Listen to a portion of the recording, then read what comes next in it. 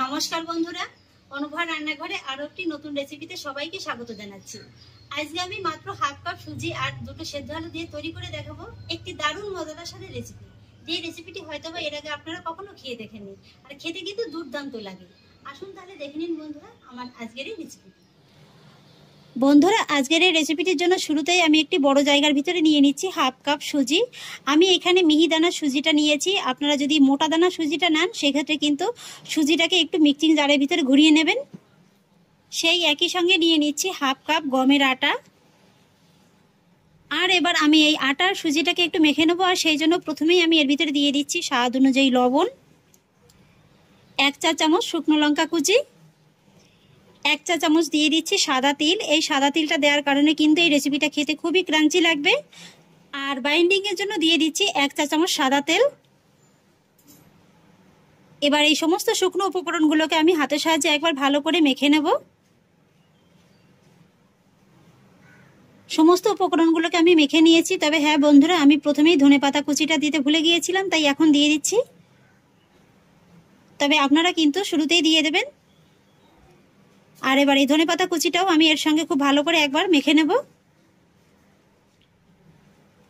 আমি খুব ভালো করে সবকিছু মাখিয়ে নিয়েছি।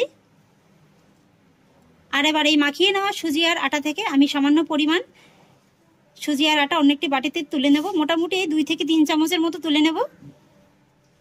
আর তারপর এই সুজি আর আটার ভিতরে আমি এইভাবে অল্প অল্প করে জল দেব আর একটি ডো তৈরি করে নেব। একবারে কিন্তু খুব বেশি জল দিয়ে মাখাতে যাবেন না, তাহলে আবার প্রয়োজনের থেকে বেশি নরম হয়ে যেতে পারে। এই ডোটি কিন্তু একেবারে খুব বেশি শক্তও হবে না, আবার একেবারে কিন্তু নরমও হবে না। ডোটিকে আমি খুব সুন্দর করে মেখে নিয়েছি। আর মেখে নেওয়ার পর আপনাদের দেখিয়ে দিচ্ছি, এই যে দেখুন মাখাটা কিন্তু ঠিক এরকমই হতে হবে। আর এবার আমি এই মেখে নেওয়া ডোটিকে 5 মিনিটের মতো একটু রেস্টে রেখে দেবো। আর তারপর আমি যে আটার সুজিটা তুলে রেখেছিলাম তার ভিতরে অল্প একটু জল দিয়ে একটি ব্যাটার তৈরি করে নেব। এই ব্যাটারটিও কিন্তু খুব বেশি একেবারে যে পাতলা হবে তা কিন্তু নয়, আবার একেবারে ঘন থকথকেও কিন্তু হবে না। এই যে বন্ধুরা, আমার সুজির ব্যাটারটিও তৈরি করা হয়ে গেছে। আর এর ঘনত্বটা দেখুন ঠিক এরকমই হতে হবে। আর এবার আমি এই সুজির ব্যাটারের বাটিটাও অন্য একটি সাইডে সরিয়ে রাখবো। আর এবার দেখুন আমি নিয়ে নিয়েছি মাঝারি সাইজের দুটো সেদ্ধ আলু। আলু দুটোকে আমি এইভাবে একটু ছোট গ্রেটার দিয়ে গ্রেট করে নেব। আপনারা চাইলে কিন্তু কাঁটা চামচ দিয়েও আলুটাকে ম্যাশ করে নিতে পারেন।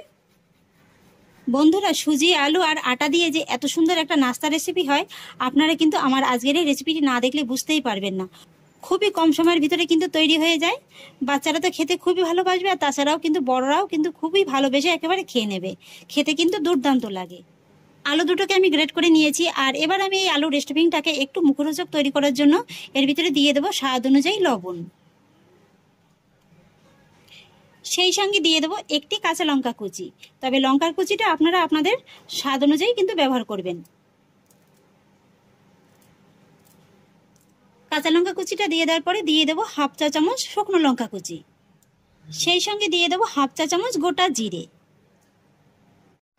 আর একই সঙ্গে দিয়ে দেবো হাফ চা চামচ চাট মশলা। চাট মশলাটা দিয়ে দেওয়ার পরে দিয়ে দেবো কিছুটা পরিমাণে ধনেপাতা কুচি। ব্যাস, এই কয়টা উপকরণেই হয়ে যাবে। এবার আমি এই সমস্ত উপকরণগুলোকে আলুর সঙ্গে খুব ভালো করে মেখে নেব। আলুটাকে আমি খুব সুন্দর করে মেখে নিয়েছি। আর আমি আজকে যেহেতু নিরামিষ দিনে এই রেসিপিটি করছি, তাই কিন্তু কোনো পেঁয়াজ কুচি ব্যবহার করলাম না। তবে আপনারা যদি আমিষভাবে খেতে চান তাহলে এই সময় আলুর ভিতরে মিডিয়াম সাইজের একটা পেঁয়াজ কুচি ব্যবহার করতে পারেন। পেঁয়াজ কুচি দিলে কিন্তু খেতে আরও অনেক বেশি ভালো লাগবে। ব্যাস বন্ধুরা, আমার আলু মাখাটা তৈরি হয়ে গেল। এবার আমি এই আলু মাখাটাকেও একটা সাইডে সরিয়ে রাখবো। আর এদিকে দেখুন সুজির ডোটি মেখে রেখেছি, 5 মিনিট হয়ে গেছে। আর এটা কিন্তু খুব সুন্দরভাবে একেবারে সেট হয়ে গেছে। হাত দিয়ে আরেকবার ভালো করে মেখে নেব। তারপর এই ডোটিকে হাতে এইভাবে নিয়ে একটু গোল শেপ দিয়ে নেব। এই যে বন্ধুরা, একটা লেচির মতো হয়ে গেল। আর এবারে এই লেচিটাকে আমি একটু আটা ছড়িয়ে দিয়ে একটু রুটির মতো করে বেলে নেব। তবে এই রুটিটা কিন্তু একটু বড় হবে।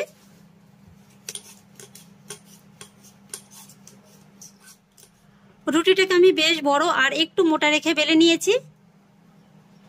আর এবার আমি এই বেলে নেওয়া রুটির উপরে এইভাবে যে আলু মাখাটা রেডি করে রেখেছিলাম, এইভাবে চতুর্দিক দিয়ে অল্প অল্প করে দেব।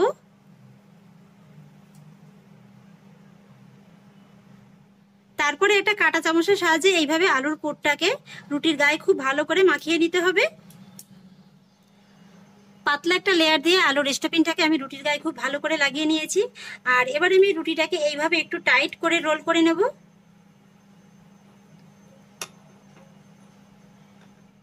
তারপরে দুই হাতের সাহায্যে এইভাবেই আরেকটু রোল করে নেব। আরেকটু রোল করে নেওয়ার পরে এবার আমি রোলিংটার এই যে দুটো মাথা এইভাবে একটু জুড়ে নেব। তারপর এই রোলিংটাকে একটা চাকুর সাহায্যে 1/2 ইঞ্চি থেকে একটু কম রেখে পিস পিস করে কেটে নেব।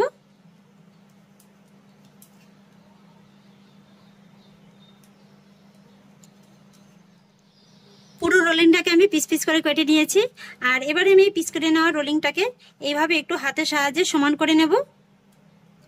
তৈরি করা কিন্তু খুবই সহজ। আর দেখতে দেখুন বন্ধুরা এখনই কতটা সুন্দর লাগছে, কতটা লোভনীয় লাগছে।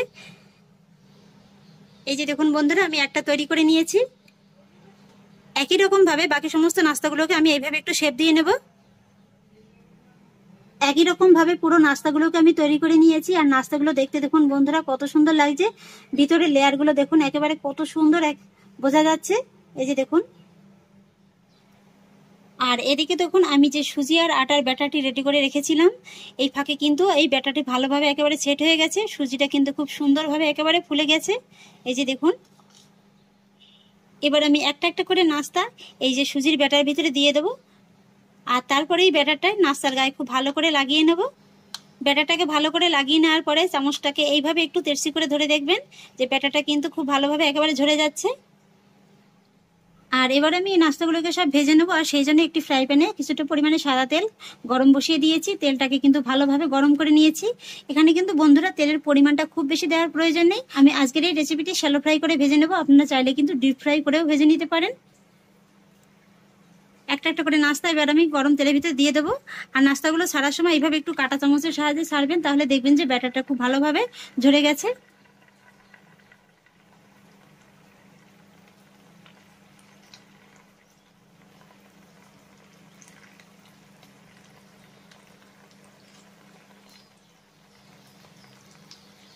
বেশ কয়েকটি নাস্তা আমি গরম তেলের ভিতরে ছেড়ে দিয়েছি। আর এবার আমি এই নাস্তাগুলোকে মিডিয়াম লো ফ্লেমে উল্টে পাল্টে গোল্ডেন ব্রাউন করে ভেজে নেব। আর তারপর নাস্তাগুলোর একটা পাশে যখন হালকা করে কালারটা চলে আসবে তখনই কিন্তু উল্টে দিতে হবে। আর এইভাবে একটু ঘন ঘন উল্টে পাল্টে নেড়ে চেড়ে নাস্তাগুলোকে ভেজে নিতে হবে।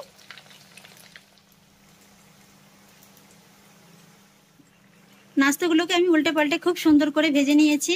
আর এই যে নাস্তাগুলোর গায়ে যে সুজি আর আটার ব্যাটারের কোটিংটা করা হয়েছে না, যার কারণে কিন্তু নাস্তাগুলো অনেক বেশি একেবারে খাস্তা হয়েছে। এই যে দেখুন বন্ধুরা দেখতে কতটা লোভনীয় লাগছে। নাস্তাগুলো সব ভাজা হয়ে গেছে। এবার আমি এক এক করে নাস্তাগুলোকে সব গরম তেল থেকে তুলে নেব।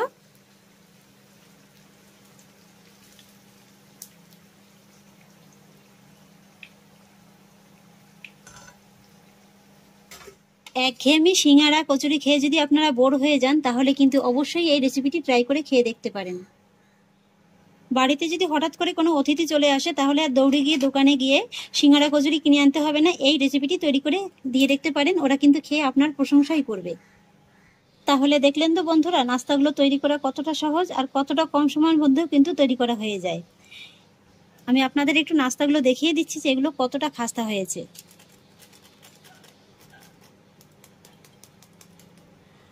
আওয়াজটা শুনে নিশ্চয়ই বুঝতে পারছেন যে নাস্তাগুলো কতটা খাস্তা হয়েছে।